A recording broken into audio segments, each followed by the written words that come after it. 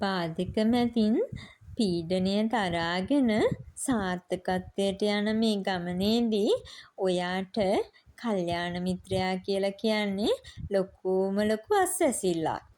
කල්යාණ මිත්‍රයා කියන්නේ ඔයාට ලෞකිකවත් ලෝකෝත්තරවත් ඊටාම වටිනා මිත්‍රයෙක්. කෙනෙකුට කල්යාණ මිත්‍රයෙක් මුණ ගැසෙන්නේ ජීවිතයේ එකම එක වතාවක් වෙන්නත් පුළුවන්. ඉතින් ඔයාට ඒ වෙලාවේදී ඒ කල්යාණ මිත්‍රයාව මගහැරුණොත් ආයේ ජීවිතේ කවමදාකවත් ඒ කල්යාණ මිත්‍රයාව මුණ නොගැසෙන්න පුළුවන්.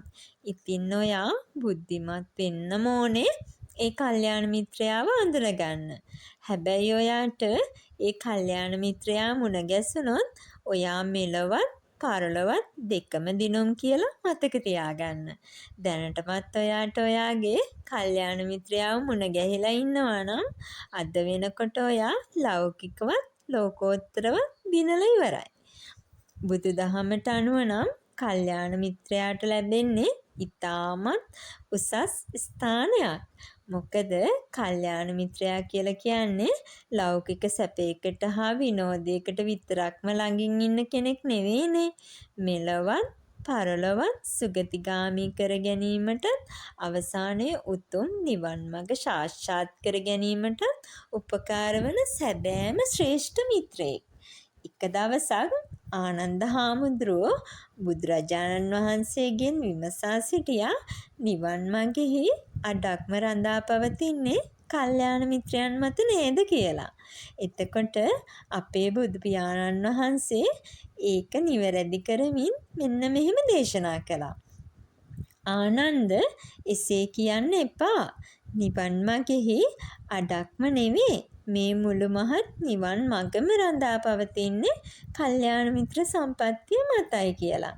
ඉතින් බුදුදහමේ කොයිතරම් දුරට මේ කල්යාණ මිත්‍රයා කියන කෙනාව ඉහලින් තියලා තියෙනවද කියලා ඔයාට දැන් තේරුම් ගන්න පුළුවන් නේද?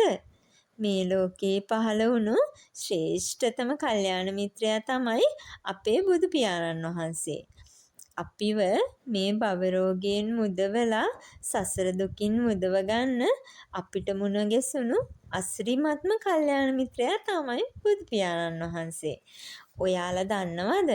කල්යාණ මිත්‍ර සම්පත්තිය නිසා අද මමත් මගේ ජීවිතේ ගොඩාක් සැහැල්ලුවෙන් ජීවත් වෙන්නේ. මම මගේ ජීවිතේ දුකින්ම හිටපු කාලයක් තිබුණා.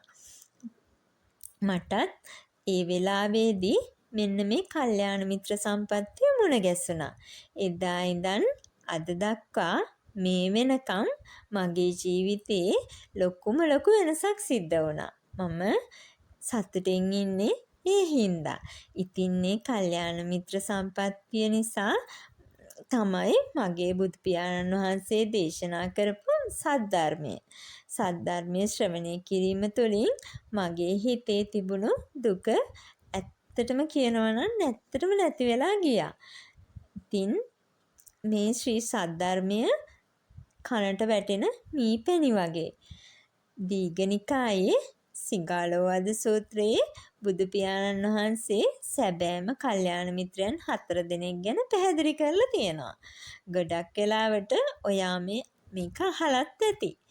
උපකාරක මිත්‍රයා, සමාන සුඛ දුක්ඛ මිත්‍රයා, අත්තක්කාය මිත්‍රයා, අනුකම්පක මිත්‍රයා. මෙන්න මේ මිතුරන් 4 දෙනා තමයි අපිට අපි ඇසුරු කළ යුතු මේ වටිනාම කල්යාණ මිත්‍රයන් 4 දෙනා. ඉතින් මෙන්න මේ උපකාරක මිත්‍රයා කියලා කියන්නේ මිතුරාගේ විපතකදී මිතුරාව ආදරයෙන් බලාගන්න එක්කෙනා. ඔයාට මොකක් හරි කරදරයක් වුණාම මෙන්න මෙයා තමයි ඔයාව ආදරයෙන් බලාගන්නේ. සමාන සුඛ දුක්ඛ මිත්‍රයා. මේ මිත්‍රයා තමයි ඔයාගේ සැපේදීත් දුකේදීත් දෙකේම එක වගේ ඔයා ළඟ ඉන්න මිත්‍රයා.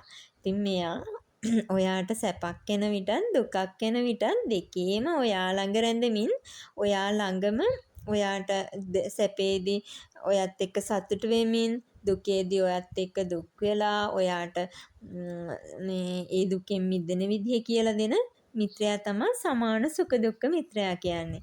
ඊළඟට අනුකම්පක මිත්‍රයා කියලා කියන්නේ ඔයාගේ ඒ කියන්නේ මිතුරාගේ දියුණුවක් දැකලා ඇත්තටම සතුට වෙන එක්කෙනා ඔයා මොකක් හරි පිරිහීමක ඉඳලා කනගාටුවෙන් ඉන්නවා නම් ඒ කනගාටුව නැති කරලා ඔයාව සතුටෙන් තියන්න උත්සාහ කරන මිත්‍රයා තමයි මේ ඔයාගේ අනුකම්පක මිත්‍රයා. මෙයා හැමතිස්සෙම ඔයාගේ දියුණුවට සතුට වෙනවා වගේම ඔයා පිරිහෙනවා නම් කනගාටු වෙලා ඔයාට උදව් කරනවා ඒ දුකෙන් ගැලවෙන්න. ඉතින් ඒ වගේම තමයි අත්තක්කායි මිත්‍රයා. අත්තක්කායි මිත්‍රයා කියන්නේ වැරදි ක්‍රියාවලින් ඔයාව වළක්වලා යහපත වෙනුවෙන් ඔයාට ධර්මයේ කියා දීලා ඔයාව මේ සසරින් ගොඩ දාන මිත්‍රයා.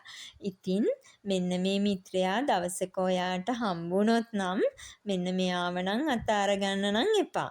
මොකද ඔයාට මේ මිතුරන් 4 දෙනාගෙන් වටිනාම මිත්‍රයා තමයි අත්තක්කායි මිත්‍රයා.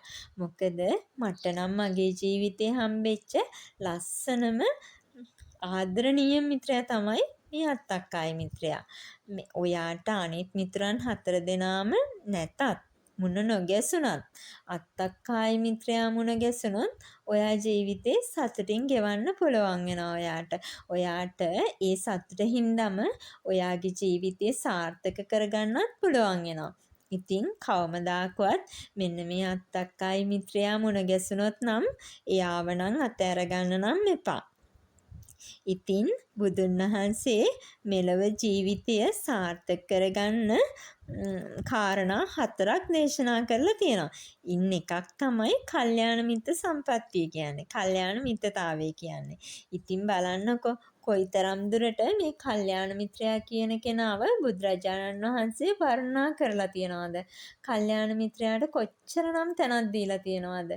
මොකද ඔයාව මේ සසරින් ගොඩ ගන්නත් මේ ලෞකිකව ඔයාගේ ජීවිත ගමන සාර්ථක කරගන්නත් ඔයාට ඉන්න එකම මිත්‍රයා තමයි මේ ඇත්තටම කල්යාණ මිත්‍රයා.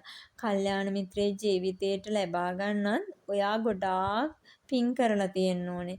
මොකද අපිට මේ ජීවිත ගමන මේ ගමන හරි දුෂ්කර ගමනක් නේ අපි ගමන් කරන්නේ.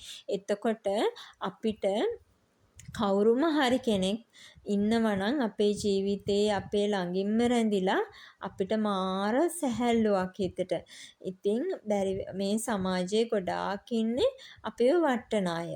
අපිව මානසිකව වටලා එහෙම නැත්නම් අපිව දුකට දාලා අපිට ඊර්ෂ්‍යාකම් වෛරකම් කරලා එහෙම යන අය ගොඩාක් වැඩිනේ.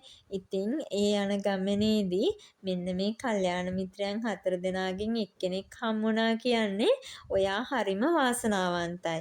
ඉතින් මම හිතනවා මේ කල්යාණ මිත්‍ර සම්පත්තිය කියන්නේ ඔයාගේ ජීවිතය වඩාත්ම සාර්ථක කර ගැනීමට ගොඩාක්ම උදව් වෙන මිත්‍රයන් 4 දෙනෙක් කියලා.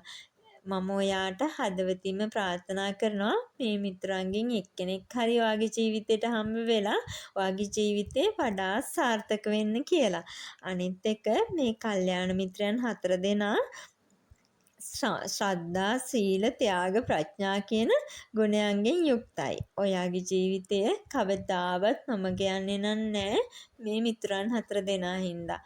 ඔයාට තෙරුවන් සරණයි.